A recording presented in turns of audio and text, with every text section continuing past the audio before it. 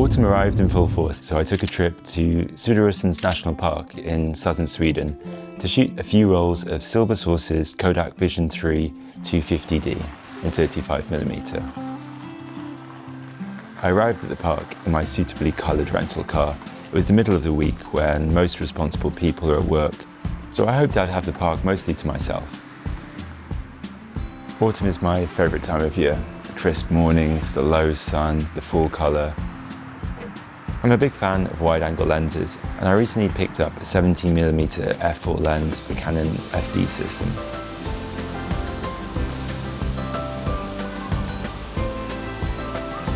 I recently picked up a 4-pack of Silbersalz's 35mm film. Silbersalz are based in Germany, and they basically re-spool Kodak Vision 3 film. However, unlike CineStill, which is developed in C41, you can send the film to Silbersalz, who will develop it in ECN2, the same chemicals that are used to develop the film when it's being processed for cinema use. But Silbersalz have another trick up their sleeve, in that they can scan the film in a 14K resolution to really bring out the best of the 35mm images.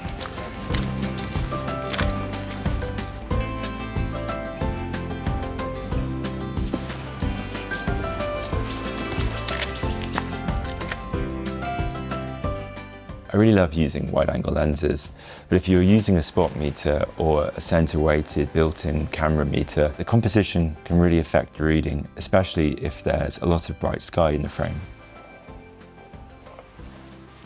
Helps if I take the lens cap off. Darkest shadow seems to be 2.8, and the highlights are 16, so I think an f8 should get us there. I really love this trifecta of autumn colour, Kodak Vision 3 stock, and the 17mm lens.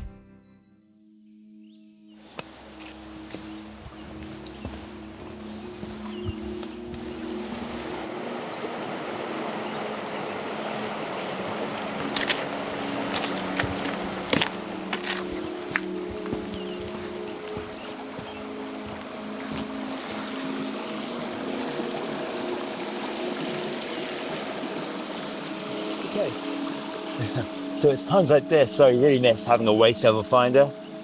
Maybe I should just be less of a wimp, but you have to crouch down in the ground and get dirty and wet, and it's quite a lot of work for a photo. 2-second exposure at f8.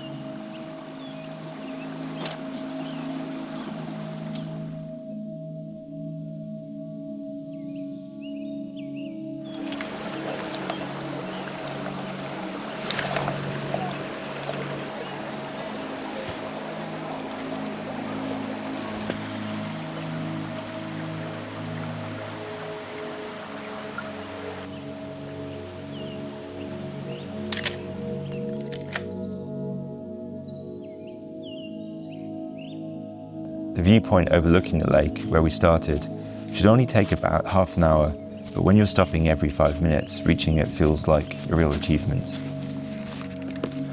Okay, I think this is it.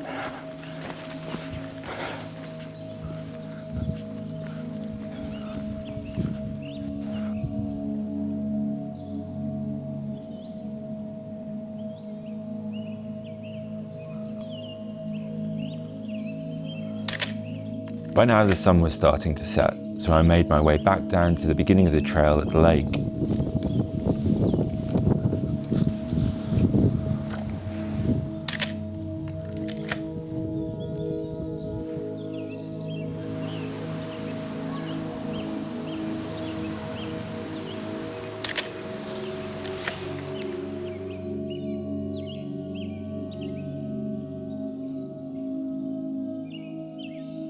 On my way back to the Airbnb, I stopped to take this shot. Are you even a film photographer if you don't take photos of petrol stations at sunset? The next day, Kika travelled over to join me, and we started our morning with breakfast at our favourite cafe in the area. So at this point in the video, I think I'll stop flapping my gums for a few minutes so that you can enjoy the beauty of the park and take in some of the calming sounds there.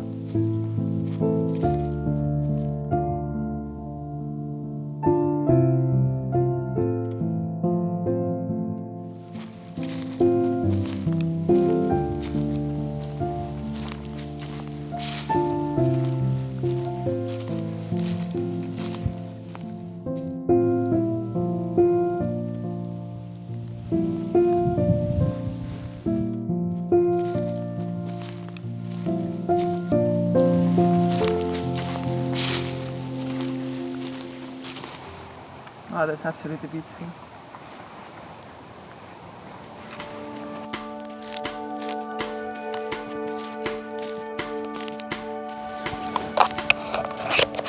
When I was packing for this trip, I realized I've lost one of my tripod plates, and it's a Peak Design system, which I've been really happy with. So I went to a shop when I got to Sweden, and they sold Peak Design stuff, but they only had this whole system. And I've seen people using these before, and it just feels a bit like a 1980s dad gadget. At first it felt like the camera's a bit too heavy, but I have a lot of faith in their products generally, so I thought I'd give it a go.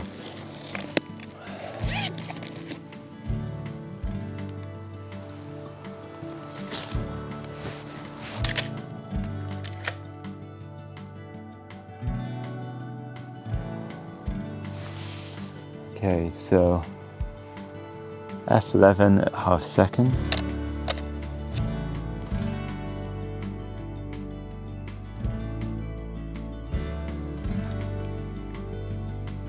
Had to switch to the baby tripod. It's like holding a little trophy. A little Simba. Ah, and me. Good thing about Peak Design straps, they come off very quickly. If you leave it on, it's going to get dirty, and no one wants that. I don't think Peak Design are going to sponsor the channel after what I said about their dad gadget. So,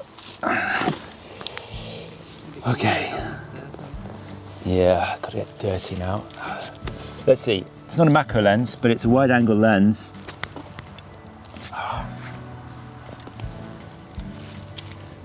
It's quite cool.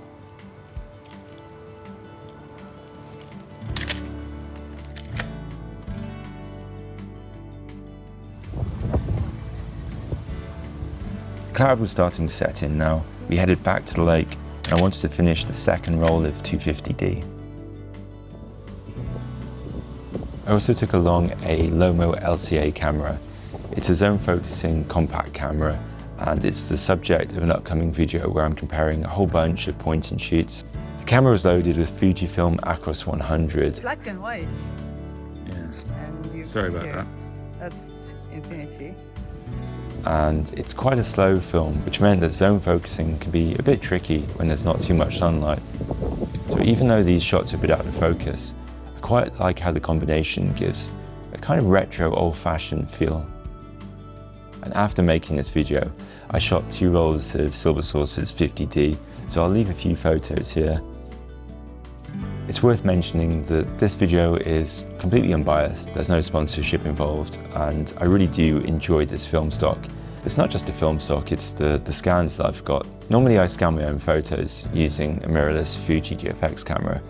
However, it's something quite luxurious about getting all of your scans back in super high quality. You can also request flat scans, which I recommend doing as Cinefilm was designed to be color timed or color graded, so having the extra flexibility is really helpful. I hope you enjoyed this video. There's plenty more coming out soon. I'm currently editing a video that I shot while on holiday in Estonia earlier in the summer. And I have something pretty special coming up that was shot in Norway while I was up in the Arctic Circle working on a documentary.